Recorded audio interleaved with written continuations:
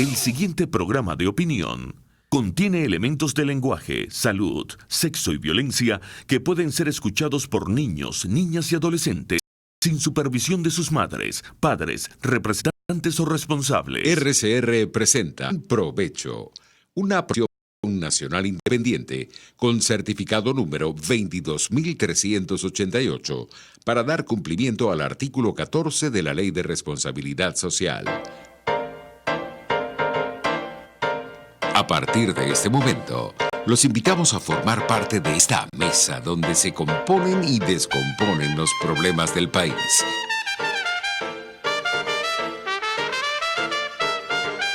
RCR presenta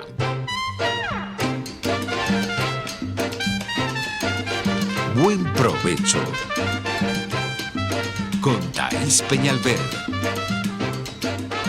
¡Altísimo!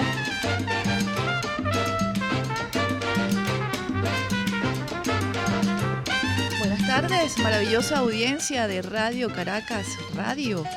Gracias a Dios es viernes. Ajá, se me cayó la cédula. Sí, yo soy de esa época de fiebre del sábado por la noche. Hoy es viernes de análisis. Vivía en Canadá, Neomar, por cierto, en ese momento. Eso es el año, no sé si, acá, ahora sí. Eso creo que es año 78, 77, Más por o ahí. menos, Imagínate sí, tú. sí. John Travolta. Juancito 3 vueltas le decía. Juancito 3 vueltas. Los Bee Gees. Mira, sí, los Bee Gees. Bueno, esa era mi época, no lo voy a negar. Bueno, el que no la cuenta es porque no llegó. Claro. Y yo me siento muy orgullosa de mi edad y de aquella época. Recuerdo que me gradué muy joven del colegio y mi mamá dijo, esta cabecita caliente no se queda aquí, y me mandaron para Canadá. Y fue peor.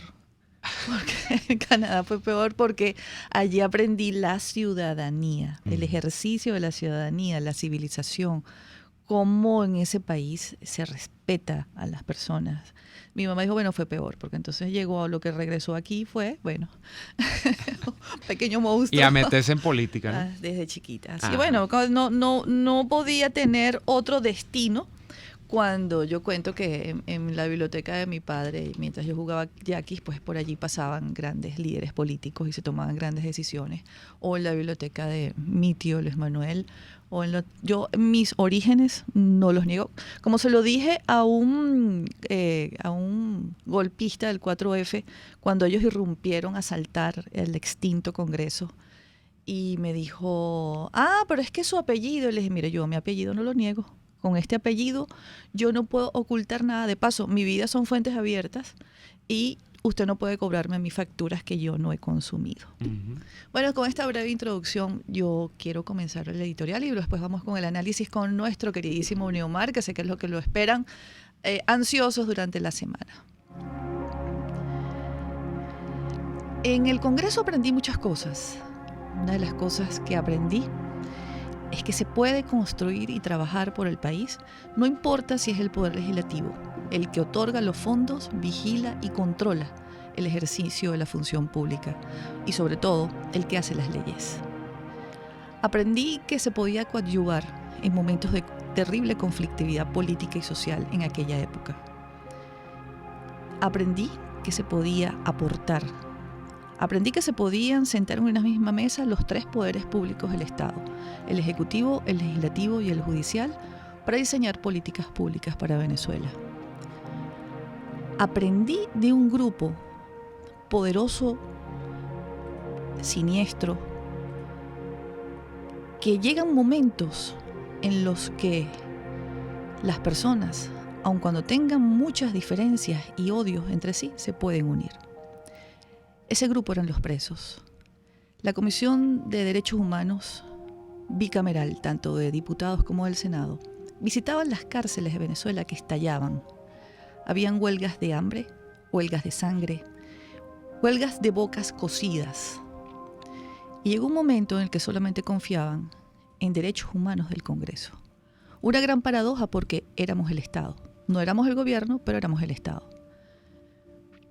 Los presos tienen sus bandas. En aquella época se llamaban las mentes. Eran los peores criminales. Y esas bandas No podían, por ejemplo, ir a comer juntas porque se mataban.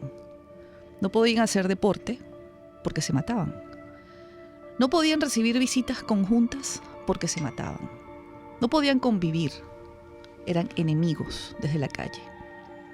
Ahí les hablo de drogas, crimen, mafias, bandas organizadas. Los peores hombres. Lo más terrible. Pero cuando hacían las redadas, cuando irrumpía o la Policía Metropolitana en el retén de Katia o la Guardia Nacional en las cárceles a nivel nacional, esos hombres que se podían asesinar a sangre fría se unían porque tenían un enemigo común. Eran capaces de estar hombro a hombro dos mentes que eran los jefes de las bandas más peligrosas de ese penal y estaban juntos liderando la ofensiva para protegerse de la Guardia Nacional. Eso no es un ejemplo para nadie, pero hay un mensaje. Ser capaces de reunirse, reorganizarse, reagruparse, diseñar una estrategia. Personas que no comulgan la misma ideología, que no son del mismo partido político, que no convalidan muchas cosas, pero que tienen un enemigo común, es una lección. Sobre todo para esos pueblos que transitan de situaciones dramáticas como las dictaduras, autoritarismos, autocracias, comunismos, purgas, hacia unas democracias. Eso es un trecho y un camino lleno de piedras, lleno de obstáculos, lleno de enemigos, incluso del mismo bando. Afloran en ese momento las peores pasiones. En ese tránsito creo que estamos nosotros. Estamos transitando hacia una transición. Urge que se reunifiquen los partidos políticos, que tengan un objetivo común, pero que sobre todo los venezolanos hagamos un alto en nuestras diferencias y ayudemos a remar hacia una misma orilla, con los errores que se han cometido, con los desaciertos que se han cometido, con las críticas pertinentes y constructivas en esta hora histórica, pero todos, porque cada día estoy más convencida de que falta poco.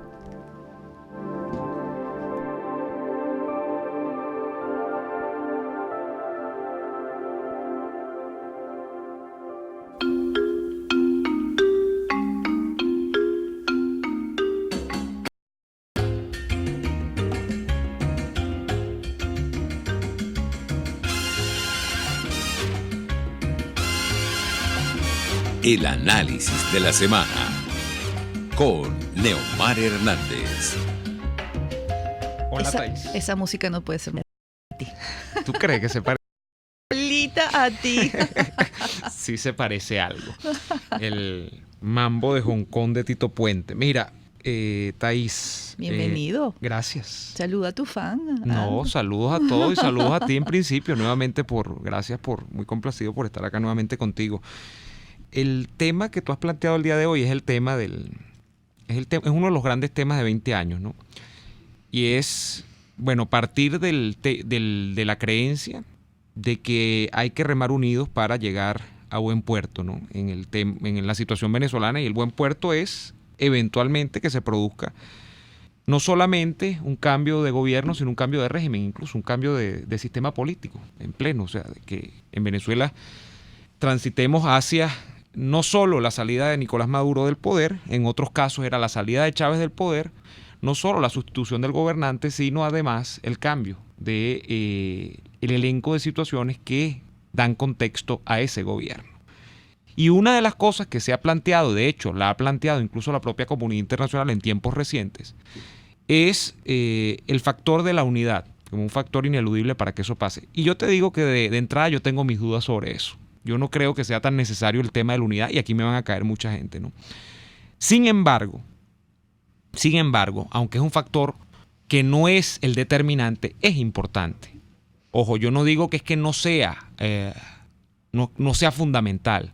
Por supuesto que mientras más masa morra, ese dicho popular no es mentira. Ahora, Yo cuando esa interpretación que salió se filtró supuestamente a cierta prensa norteamericana, de actores internacionales, de que en Venezuela no había pasado nada porque la oposición no estaba unida, yo dije, no, eso no explica, o sea, porque cuando uno está, por ejemplo, en el ámbito académico hay cosas que explican los fenómenos sociales, los fenómenos políticos.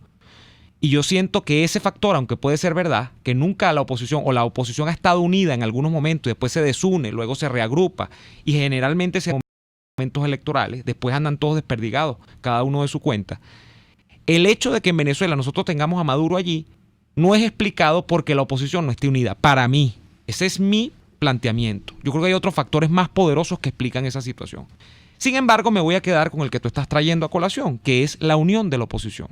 Entendiendo que es un factor que, repito, aunque no es el fundamental, es importante. Y para que tú estés unido como oposición, bueno, hay un hecho que es ineludible, que es que tengas los mismos fines. Realmente, ¿cuál es el fin de una oposición? Tomar el poder. No hay otro fin. Espera uno. Espera uno. No, te estoy planteando todo esto desde el punto de vista teórico. Sí. Una oposición en España, en los Estados Unidos, en Canadá, que tú estabas hablando, una oposición generalmente tiene como ámbito de actuación una cuota parlamentaria, hace bulla en el Parlamento, busca incluso a veces negociar su apoyo o desapoyo a ciertas medidas que quiera adelantar el Ejecutivo, ejerce presión, sale a los medios de comunicación, declara, se opone generalmente a las posturas que adopta cierto gobierno, acompaña algunas que parezca sensata, pero generalmente la oposición lo que persigue al final del día es tomar el gobierno. Ahora, mi pregunta es, toda la oposición que está organizada en lo que era la MUT y ahora es el Frente Amplio y hay otras expresiones de la oposición, la Soy Venezuela y están otras cosas, toda esa oposición, todita, realmente se plantea como el objetivo último al final, tomar el poder central, y hago énfasis en poder central. ¿Estás haciendo una pregunta? Ajá. Eso es una pregunta. Es una pregunta. Ok. Toda se plantea. No, yo no sé. O sea, yo tengo mis dudas. Entonces, pero está muy bien que te hagas esa pregunta. El poder central. Ese debe ser el fin de toda oposición. Todo papel intermedio, Thaís, es repudiable. Porque si no, no es oposición. Así lo digo. ¿Y por qué digo papel intermedio? Y a propósito de dudas, porque hay actuaciones que a uno le llevan a preguntarse cosas. Se planteaba, por ejemplo, un ejemplo reciente, Henry Falcón realmente tomar el poder aunque haya sido candidato presidencial. Es una duda que yo tengo. Yo no creo que Henry Falcón, aunque él haya figurado como candidato presidencial, realmente su objetivo último sea ser presidente de la República. O en todo caso, ser presidente de la República para trascender lo que es el chavismo. Eso es una pregunta. Entonces, ahí tienes a un factor que está dentro de la supuesta oposición del que yo no tengo claro sus fines. Ya luego hay una cosa secundaria, que entonces está en medio de si todos tenemos el mismo objetivo, lo cual he dejado abierto porque no he resuelto, no sé, lo dejo como pregunta, como te lo dejo a ti. Está el tema de si todos, yo parto, vamos a dar, hasta Henry Falcón, todos quieren el cambio de régimen y quieren el cambio, por supuesto, de gobierno, es decir, que no siga Maduro allí. Todos entonces empiezan a figurar, y entonces quiere uno, quiere el otro, y ahí está ya un problema. Ese es un problema subalterno, ese es un problema de figuración. Entonces uno quiere ese candidato, el otro quiere ese candidato. Pero yo creo que ni siquiera, porque eso es lo que decía, por ejemplo, la gente de los Estados Unidos, o lo que filtraba la prensa estadounidense. No, es que el problema es que todos quieren. Mire, es que ojalá todos quisiesen. Yo a veces siento que es que no quiere nadie, Thaís. Yo también. Ah, ¿no te pasa? Sí, claro. Porque si algo tenía claro Betancourt, tú que eres tan admiradora como yo de Betancourt, cuando uno lo lee, yo no estoy haciendo aquí extrapolaciones históricas, ni estoy haciendo anacronismos, porque no es la idea. Y si lo haces, ¿qué importa? No, es porque... importante aportar y construir, y además habrá gente que no sabe. No, porque hay gente eso. que te dirá que el tiempo histórico de Betancourt no es el mismo, ni la circunstancia del régimen que adversó Betancourt es el mismo de la naturaleza que tiene el chavismo. Y eso está bien, es verdad. Pero como líder político, claro, tú le leías a Betancourt desde los 30 años el objetivo, no solo personal, porque Betancourt si algo tenés que no era pensar en lo personal. Tenía ideas. No, y tenía la idea, pero la idea era tomar el poder. Betancourt no andaba con el cuento, por ejemplo, no, que vamos a participar en unas regionales para ver que no. Betancourt llevó a Acción Democrática incluso a participar en unas elecciones de concejales una vez que tal. Claro. Pero todo el objetivo de Betancourt era llegar al poder central, no era que le dieran una alcaldía, ni que le dieran una concejalía para que el partido tuviese 10 concejalías. Pero por lo menos empezó por ahí. Claro, pero el objetivo era otro, Thaís. Yo siento a veces que el objetivo está distraído en Venezuela y no está distraído de gratis. Hay veces que siento que está distraído porque estos integrantes que digo, sobre los que he dejado asteriscos, que no sé si tienen este mismo objetivo, deliberadamente no quieren tomar el poder y deliberadamente no lo quieren tomar, no sé por qué. Yo no voy a decir que están comprados. A veces siento que es que realmente no son opositores. Esa es la verdad, porque una oposición tiene que oponerse. Entonces hay gente que te dirá, no, es que no, nada gana uno con oponerse abiertamente, uno tiene que buscar cómo meterse en los espacios. No, entonces usted lo que está haciendo es buscar una estrategia de cohabitación, que es distinto. Ser oposición es distinto a cohabitar. Pero porque estamos hablando de Henry Falcón o estamos hablando de las fuerzas democráticas que están con el gobierno interino. Porque yo siempre lo he dicho, para mí Henry Falcón no pertenece a las fuerzas democráticas. Siempre ha pertenecido, aun cuando haya sido jefe de campaña, aun cuando lo hayan recibido con bombos y platillos, para mí el señor es chavista. Y verás que en breve se va a identificar como chavista cuando le toque, porque nadie que esté montado en este momento, en este burro, arriándolo con todas las dificultades, sale al mundo a decir que él es la opción, cuando hay una opción que le reconocen 56 países. Tú lo dices por esto que circuló de político, ayer lo comentaba, que donde supuestamente Henry Falcón le pagó un cabildero para que lo venda como opción ante Rusia, Estados Unidos y China, creo. Pero porque Guaidó no sirve y entonces Maduro obviamente no sirve, eso ya tenemos demasiada noticia. Entonces el que sirve es él porque él es como la bisagra intermedia. ¿No? Entonces eso, señor, pertenece a las fuerzas democráticas que están en este momento con sus divergencias, con sus dificultades o no, tratando de lograr el cambio. No, por favor, hay que poner... Tengo mis dudas. Desde hace tiempo yo vengo pidiéndole, y creo que hasta escribí un artículo, no lo recuerdo ahora, pidiéndole a las fuerzas democráticas, llamadas MUD, llámenla como ustedes quieran, definiendo, porque no es la primera vez que lo hace, digan si el señor Henry Falcón es de la oposición o no lo es. Sí. Porque para mí realmente no lo es. Sobre eso del poder, te voy a decir algo que va a sonar frívolo, pero que en el fondo Ajá. tiene mucho de razón, de verdad y de lógica. ¿No será que no conocen Miraflores y por eso no lo aspiran? Tú me dijiste una vez, yo no conozco Miraflores, por supuesto, tú sí lo conoces. Yo sí. Y tú me dices a mí que el magnetismo que ejerce Miraflores, más que como edificio, como centro de poder, es una cosa inexplicable. Y no es la primera persona que me lo dice, Thais. Conozco yo varias personas que han estado en Miraflores y me dicen que el que esté en Miraflores no puede dejar Miraflores. Probablemente por eso no explica lo que hizo Carlos Andrés Pérez o lo que hizo Caldera toda su vida. Ni siquiera el que va de visita. Si no vas a ser presidente, porque obviamente pocos pueden ser presidentes, quieres estar cerca del presidente. Por lo menos, yo no sé, que después de 20 años no me puedo imaginar qué será eso, ¿no?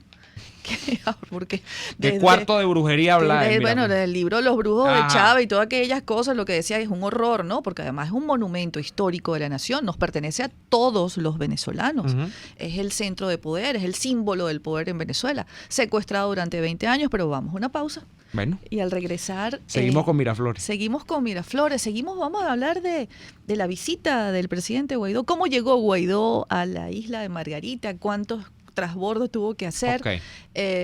Hablemos del TIAR, hablemos de... muchas cosas. Bueno, vamos al corte, ya venimos. Usted escucha Buen Provecho con Thais Peñalver por RCR 750 AM. Quiero invitarte al restaurante Tavo La Calda La Lagunita, simplemente porque la vas a pasar muy bien. Los platos de su chef conjugan a la perfección el Mediterráneo con el Caribe, las porciones generosas y el ambiente es cálido y familiar. Comprueba que bien vale la pena en Instagram, @Tavo La Calda La Lagunita, la experiencia gastronómica que siempre querrás repetir. Cómo prevenir enfermedades, cómo actuar en casos de emergencias médicas, cómo mantener una buena calidad de vida. Todas estas interrogantes tienen su respuesta en RCR Salud. Todos los domingos con el Dr. José Eduardo Troconis. Comparte con nuestros oyentes notas de bienestar físico, salud mental y social para el buen desarrollo del ser humano. RCR Salud, todos los domingos a las 10 de la mañana. Por RCR. RCR 750 AM. Porque lo bueno une.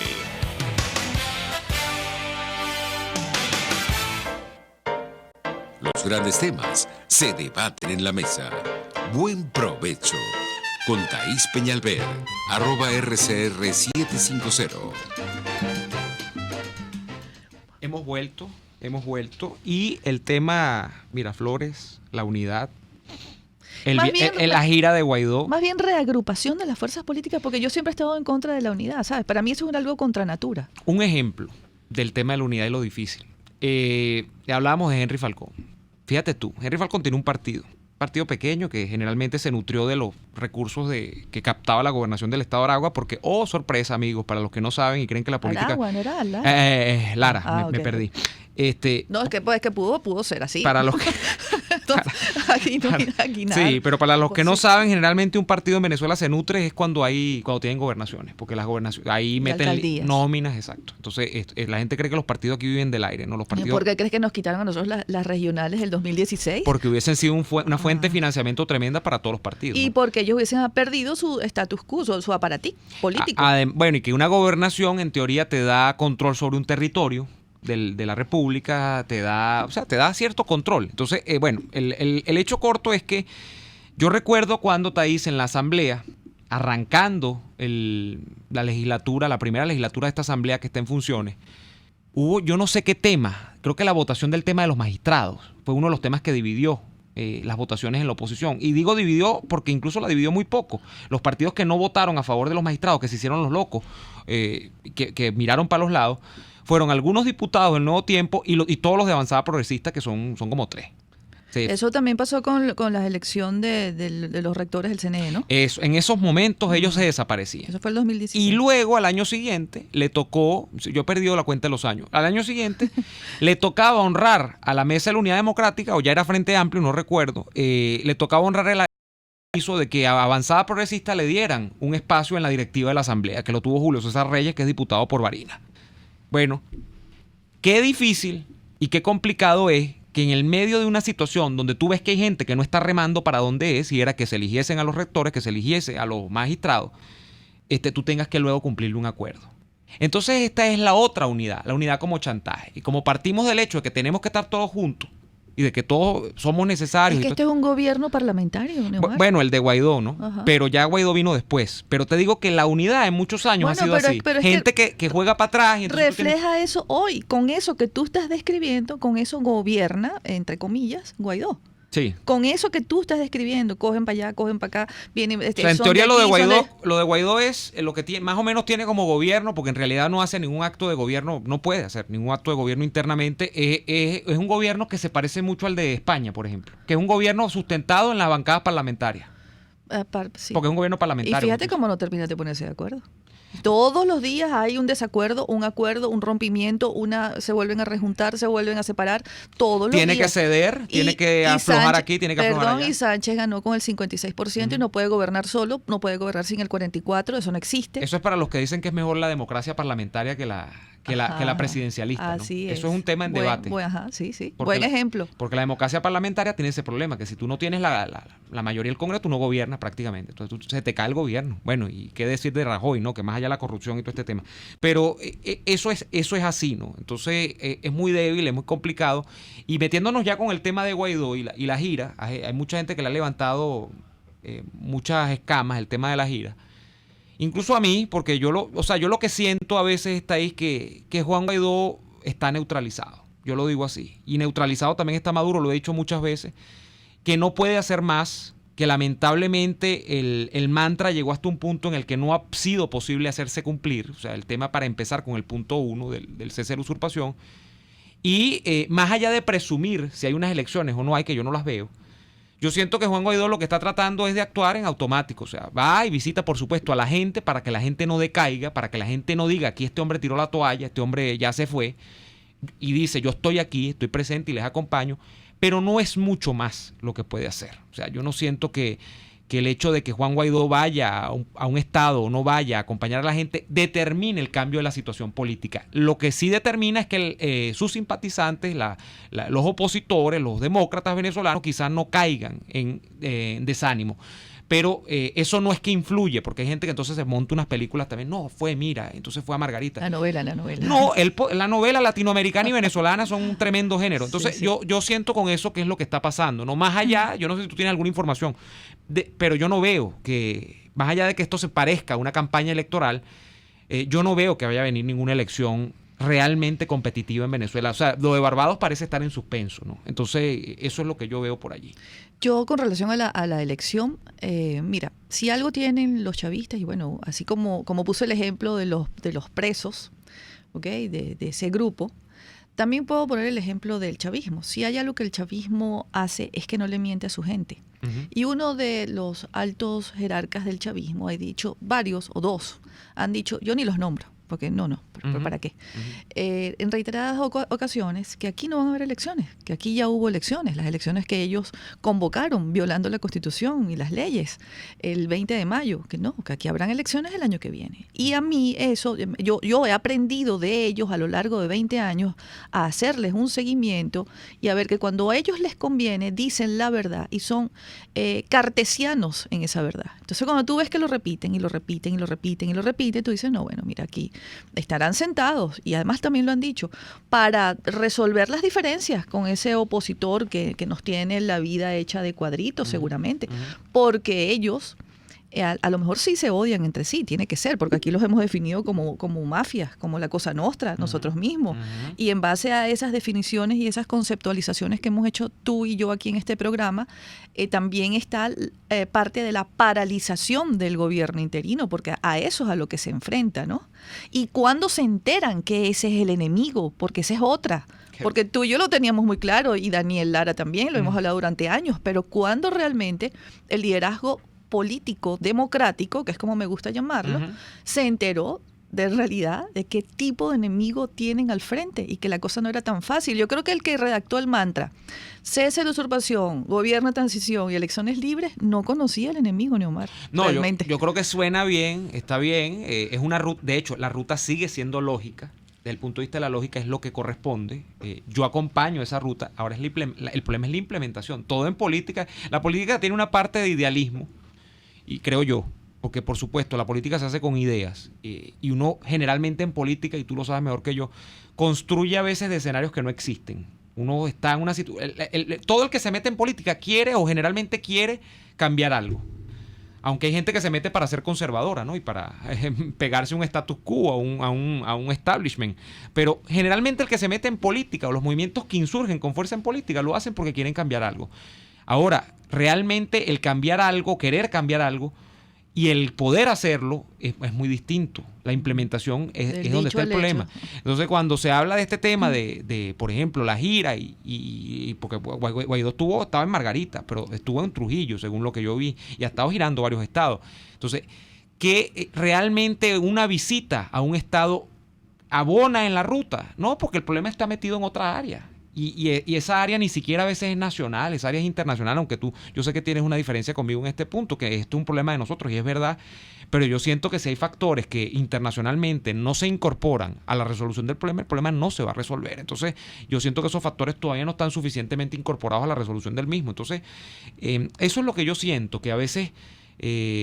por supuesto que suena lógica la ruta, pero que implementarla es otro problema. O sea, es más complejo, claro, que decirlo. A mí me cuadraba la ruta con la transición del 58. Eso fue un gobierno tutelado, fueron gobiernos tutelados por los militares. Primero fue el cese de la usurpación del dictador Marcos Pérez Jiménez, el gobierno de transición muy breve, y luego las elecciones libres. Eso me cuadraba en aquel momento. Si a mí me hubiesen preguntado, debería ser el anuncio, yo les hubiese dicho, ya va. No hagan promesas que no se puedan cumplir, porque es complicado, el enemigo es complicado. El enemigo no puede irse de Venezuela porque lo están buscando, y estamos diciendo esto desde hace años, desde que llegaron las primeras sanciones. Estamos diciendo que los trajes anaranjados ya cortados a la medida y bien elaborados, ¿okay? Los pulpos que les van a poner. El enemigo, hay parte de esos enemigos que no pueden ser negociados, que por definición, y además lo saben, y están son los aquí primeros que brincan. Sí, están aquí atrincherados. O sea, el enemigo está aquí atrincherado, que se odian entre sí, porque pues, volvemos al tema de que son como la Cosa Nostra y que cada uno desconfía del otro, es verdad, pero están dándonos una lección de que ante un enemigo común están más unidos que nunca, porque hay un enemigo común que los quiere sacar del poder. ¿Y para dónde se van a ir? Ellos creían, todo el liderazgo creía que aquí había una Fuerza Armada Nacional, Neomar. O sea, la ilusión o invocaban, me acuerdo cuando los invocaban los valores y principios de las Fuerzas Armadas de Venezuela. ¿Te acuerdas que cuando estábamos aquí discutiendo lo del 30 de abril, yo te dije, Neomar, es que eso pasa porque siempre ha pasado por lo mismo? ¿Por qué? Bueno, porque se delatan unos a otros la noche antes y ya lo dijo el señor Christopher. Ya lo han dicho todos. Sí, mire, se rajaron en la madrugada. ¿Te acuerdas que todos estaban, pero se rajaron en la madrugada? Pero es que siempre ha pasado así. Está en la conspiración de los 12 golpes. Es la historia de esos políticos armados que conforman a los que hemos mantenido toda la vida, además. Y los conforman lo que eran las ex Fuerzas Armadas, porque tampoco es que aquello era un paraíso. No. Un vergel. Aquí vergüenza, daba tanta vergüenza que bueno, que en su seno, ante la mirada indiferente de los que no estaban conspirando, se llevaban adelante las conspiraciones para militares y civiles. Militares y civiles allí, o sea, subestimándolo, todo lo demás. Fíjate que les redactan una ley de amnistía, ellos no entienden.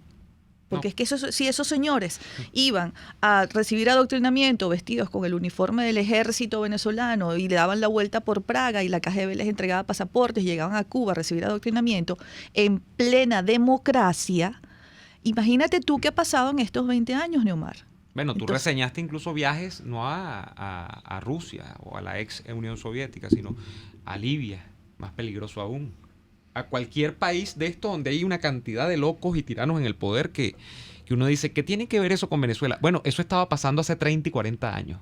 Y tú lo develaste y yo creo que hay gente que me imagino que cuando tú develaste, no, eso es hablar de tontería. No todavía, además, no todavía. Es mentira. Pero tú no ves cómo todas le mandan cartas a esos señores. Eso es que no, ahí no llega eso. Ahí no llega eso. Allí hay adoctrinamiento marxista, leninista, o sea, castrocomunista. Los señores no entienden el mensaje. El señor que dispara una bomba lacrimógena y mata a un joven no entiende por qué le van a dar una amnistía si allá él le dieron un premio. Si él está cumpliendo orden y él está haciendo bien, porque está cumpliendo su función.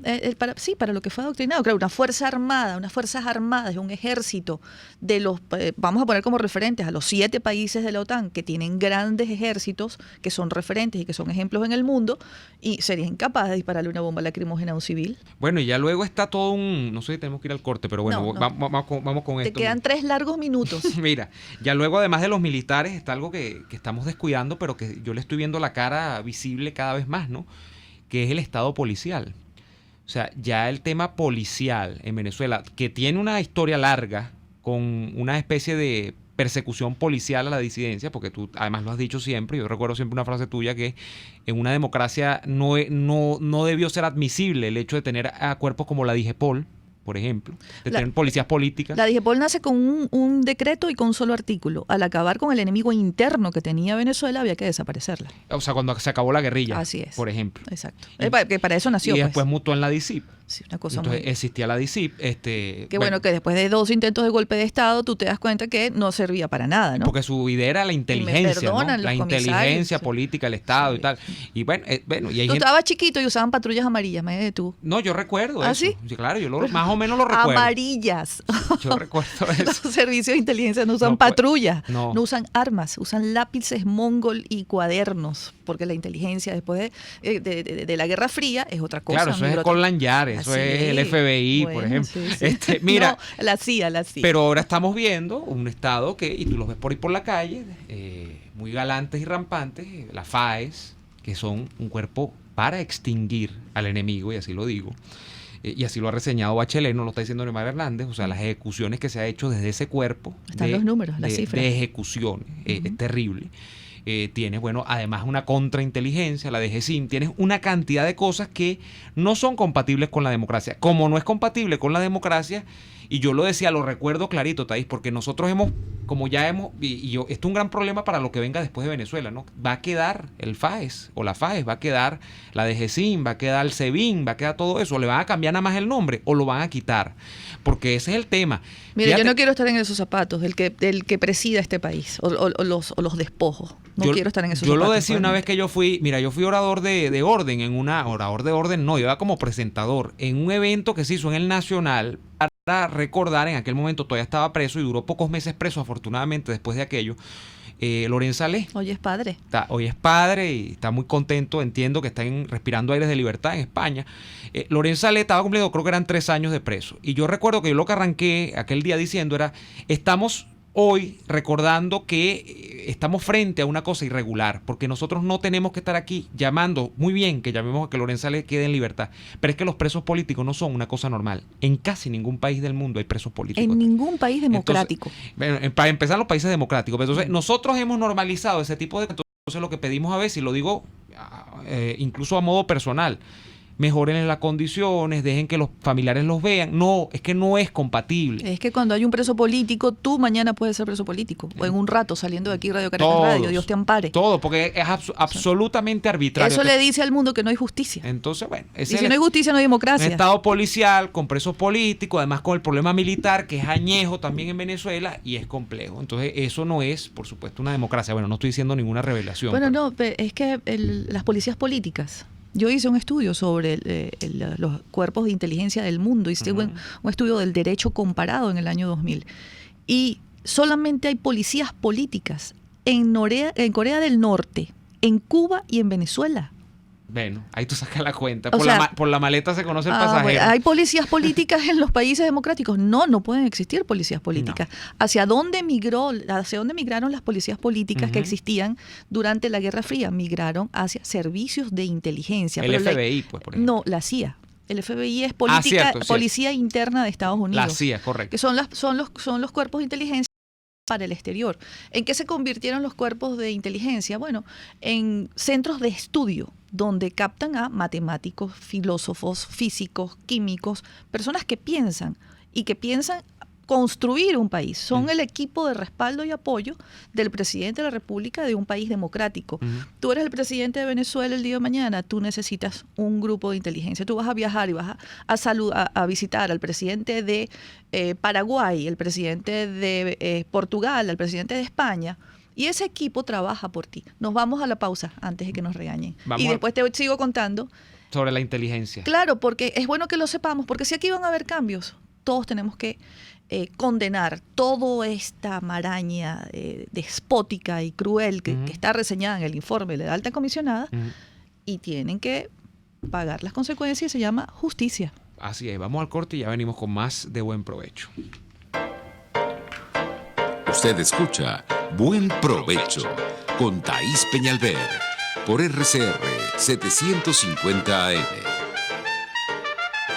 Las lesiones articulares o musculares son más frecuentes de lo que piensas. La Unidad de Cirugía Articular y Medicina Deportiva, Haroldo Macareño y Guillermo Rangel, cuenta con el mejor equipo de traumatólogos reconocidos por la Sociedad Norteamericana de Artroscopia. Ubícalos en la Policlínica Metropolitana o al 0414-305-8176. Superar tu lesión es nuestro compromiso.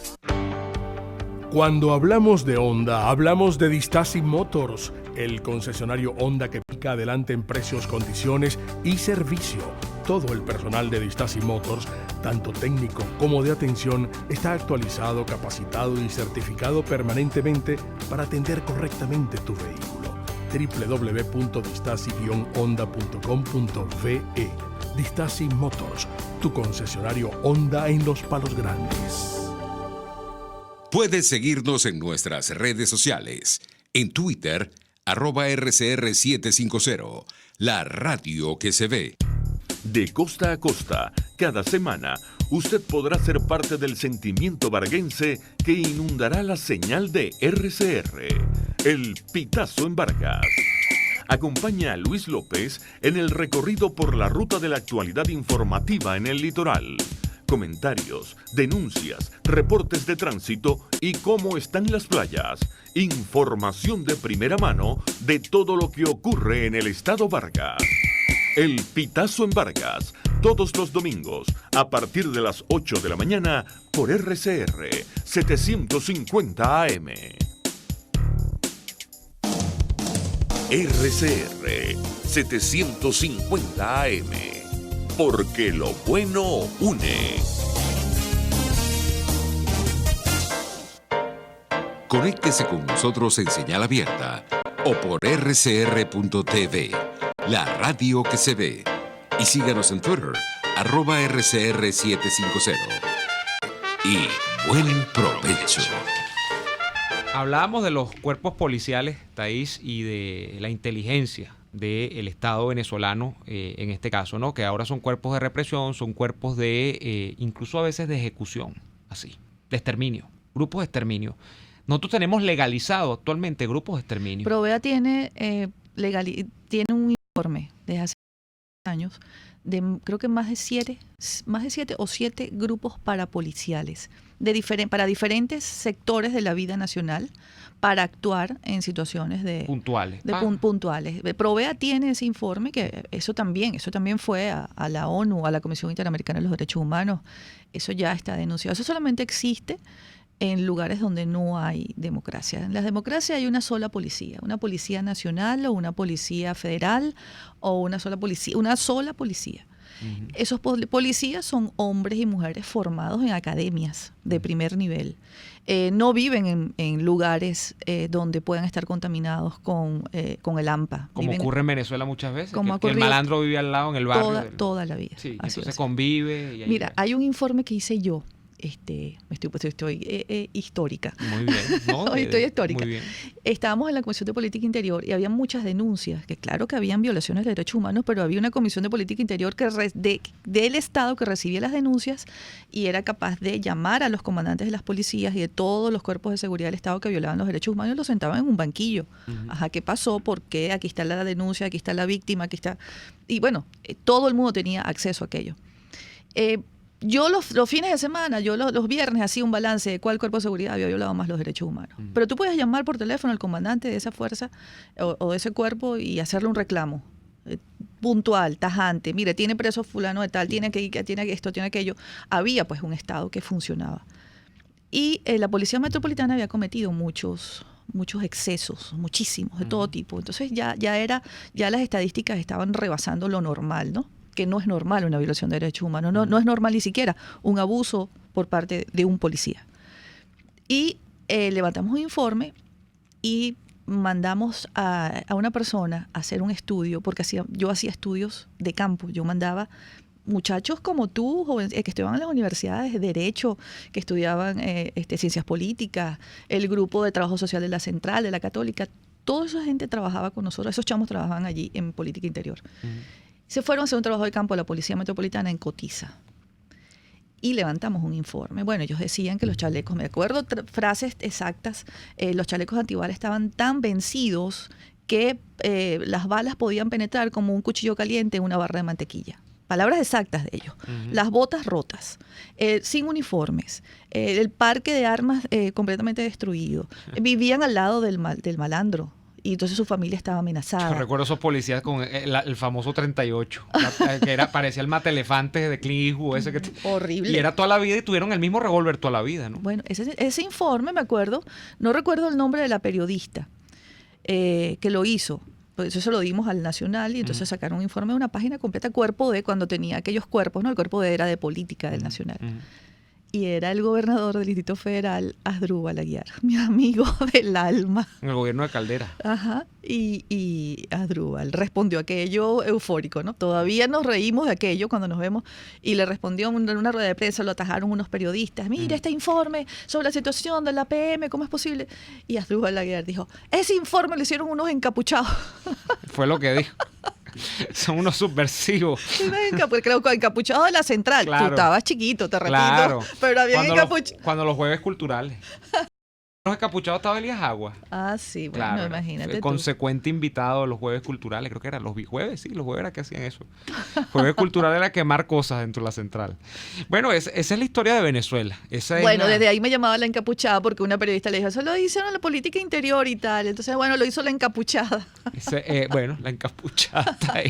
Mire, señora encapuchada, vamos a ir al corte comercial, ¿no? Tenemos el último corte, vamos a la pausa y venimos con Hemos más. Hemos hablado de todo, de buen provecho, sí, ya ha sido como un magazine. Sí, ¿verdad? Lo único que no hablamos es de farándula. Lo que nos falta es la música. O esto es casi farándula. Poco a poco, bueno. Pero nos va a quedar al paso que vamos a hablar puro de farándula. Mira, vamos a hablar en el próximo corte de tus programas de YouTube. Vamos a promocionarlo. ¿Tú crees? Bueno, sí, vamos a hablar de eso. Yo pues. quiero. Hoy es viernes, se puede hablar de todo. Vamos a ir al corte y ya Ustedes venimos. tienen su rocola, bueno. De verdad, sí, ya venimos con más. Análisis, opinión, entretenimiento y mucho más. Escucha Buen Provecho con Thaís Peñalver por RCR 750 AM. Son las 12:48. Estar bien presentado, lucir bien, proyectar la imagen ideal de nosotros mismos nos brinda seguridad. Por eso en Perfumerías Las Villas contamos con todos los productos que necesitas para realzar tu personalidad, tu esencia, tu naturaleza. Perfumerías Las Villas, siempre hay una a tu lado. Perfumerías Las Villas, tu cómplice de felicidad en belleza cosmética y cuidado personal. En el restaurante El Carretón puedes saborear y disfrutar las exquisitas parrillas El Carretón de lomito, punta trasera y la especial. Acompáñalas con frescas ensaladas, yuca, hallaquitas o cachapa de hoja. Date el gusto, ya que también ofrecen los mejores cortes en carne de primera calidad. Refréscate en El Carretón, en la avenida Teresa de la Parra, urbanización Santa Mónica. Restaurante El Carretón, sazón y tradición. Puedes seguir nuestra programación a través de rcr.tv, la radio que se ve. Pluralidad contigo. Respeto contigo. Responsabilidad contigo. Libertad contigo. Estamos contigo y punto. De lunes a viernes a la 1 de la tarde. Contigo. Solo por RCR 750 AM. Porque lo bueno une. Los grandes temas se debaten en la mesa. Buen provecho. Con Peñalver, @RCR750. Bueno, hemos vuelto. Estamos nuevamente al aire, Thaís. Y no sé, este ha sido un programa entre clave histórica, cultural, no de los jueves culturales, sino de la cultura venezolana, en clave policial. Hemos hablado de los militares también. Y hablamos poco, ¿no?, del tema de Guaidó y Margarita.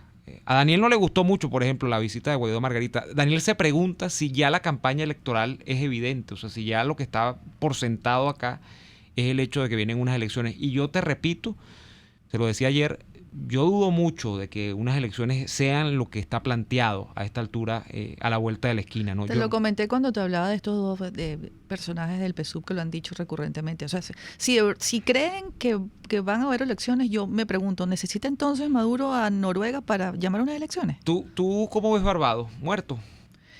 No, porque eso siempre es una trampa. Eso es una trampa. Sabes que yo creo en la posibilidad de la negociación como una salida para esto, no creo en otra cosa, ¿no? Uh-huh. Bueno, lo otro ni lo menciono, pero siempre creo que eso debe avanzar como avanzan las negociaciones, con un manual de procedimientos, con una metodología, con expertos atendiendo eso de parte nuestra, uh-huh, que sepan cómo manejar la situación y bueno, por supuesto, para antes de sentarse con una carta de dame demostraciones de buena fe, suéltame todos los presos políticos, por ejemplo, uh-huh, suéltalos. Y entonces tú me vas a demostrar a mí que tú tienes buena fe y te estás sentando aquí. Mientras eso no ocurra, para mí eso es una pérdida de tiempo para nosotros y es ganancia para ellos. Eso es un plan. O sea que aquí sí se cumple eso de que toda negociación termina favoreciendo al régimen, ¿no? Yo creo que a veces... A nosotros nos perjudica mucho, porque dice, perjudica a Juan Guaidó. No, es que todo lo que perjudica a Juan Guaidó nos perjudica a nosotros. Sí, porque yo creo que lo que perjudica es en términos de credibilidad, ¿no? Aquí o sea, hay gente que se molesta porque no, que te opones al diálogo, te opones a la negociación. No, es que es casi ineludible el hecho de que un proceso termine en una negociación. El problema es que sea real. Las negociaciones que se han hecho en otros países del mundo, determinado el momento, han sido reales. En Venezuela tenemos 15 años en una pantomima de que el régimen va a negociar, de que el régimen va a conceder. Y sí, a veces ha concedido, buruzas es lo que ha concedido. Y lo que sucede, y mira cómo le damos la vuelta, ¡pum!, y caemos en el punto inicial de este programa, lo que sucede es que dentro de esa amalgama, ¿cómo la llamabas tú? Ese saco de gatos, que a veces es la oposición venezolana, y lo digo así. Y lo es justo, y ahora más que nunca en este proceso transitorio, donde quienes no saben lo que va a pasar, entonces comienzan a buscarse parcelitas. El acomodo, sí. Es eso. Entonces hay veces que hay actores dentro de ese saco de gatos, que a veces tienen gatos bonitos, un gato angora, por ejemplo. Pero tú que pensé un gato, los gatos... A mí todos me dan alergia. A ti no no te gustan los gatos. No, a mí no me gustan los perritos y los gaticos. A ti los perros sí sé que te gustan. Pero fíjate, en ese saco de gatos hay gatos muy feos. Gatos que se conforman, les tiran un hueso, el espinazo de una sardina y entonces ese gato se come el espinazo de la sardina. Entonces ese es el problema. Uy, pero dijiste eso y yo los vi retratados. Peleándose por el esquelético de la sardina.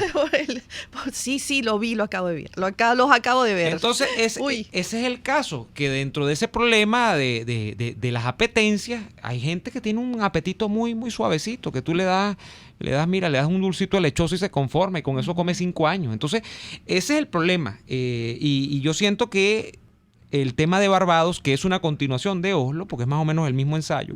Pero no es lo mismo, es la misma.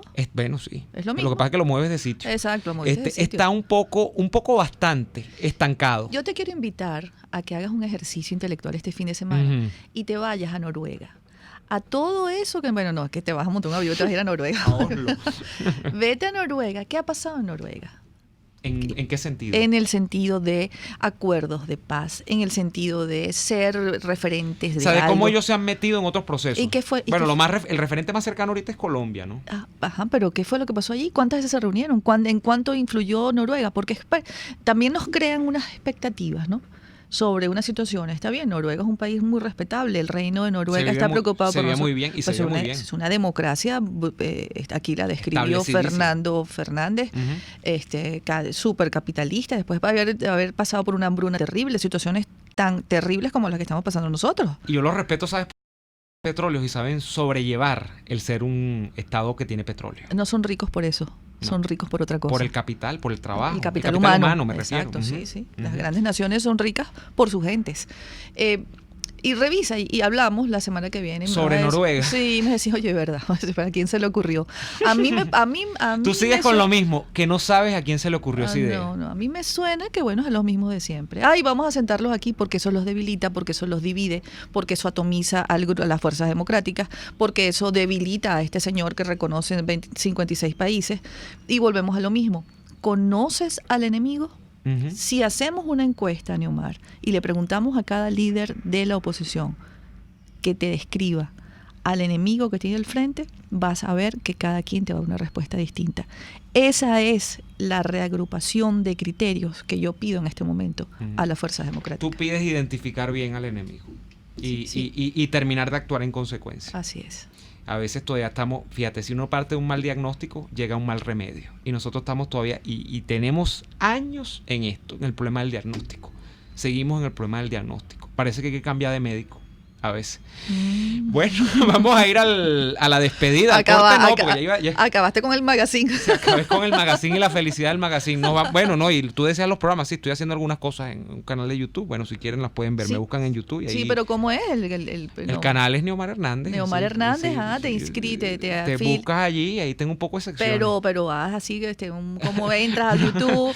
Te metes en YouTube, igual como entran y buscan nuestro canal de la estación, que es Radio Caracas Radio o RCR 750. Pero en vez de escribir en el buscador Radio Caracas Radio, ponen Neomar Hernández y ahí sale el canal. Mire, y a veces tú vas a tener invitados y tu invitado puede llevar una botellita de lo que le guste, no vaya a ser que tú tengas ahí una cosa envenenada, tapa amarilla. No, a mí cuando me llevan cualquier tipo de botellita, yo con los brazos abiertos recibo a cualquier invitado. O sea, ya sabes, está ahí.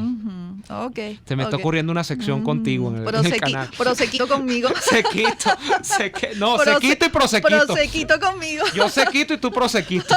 Bueno, vamos a... No, tú ningún sequito. Yo sequito. No, señor. Sequito, o sea, no seco el vaso, sino seco el líquido. El trago. Nos vamos por hoy. Nos despedimos por el día de hoy. Les damos las gracias, está ahí, por haber... Bueno, yo les doy las gracias por invitarme todos los viernes. Tú no estás invitado, tú formas parte de Buen Provecho. Gracias a ti. Bueno, hasta el próximo Buen Provecho. RCR presentó Buen Provecho con Thaís Peñalver. Síganos en Twitter en @RCR750. RCR 750 AM, porque lo bueno une. RCR presentó Buen Provecho, una producción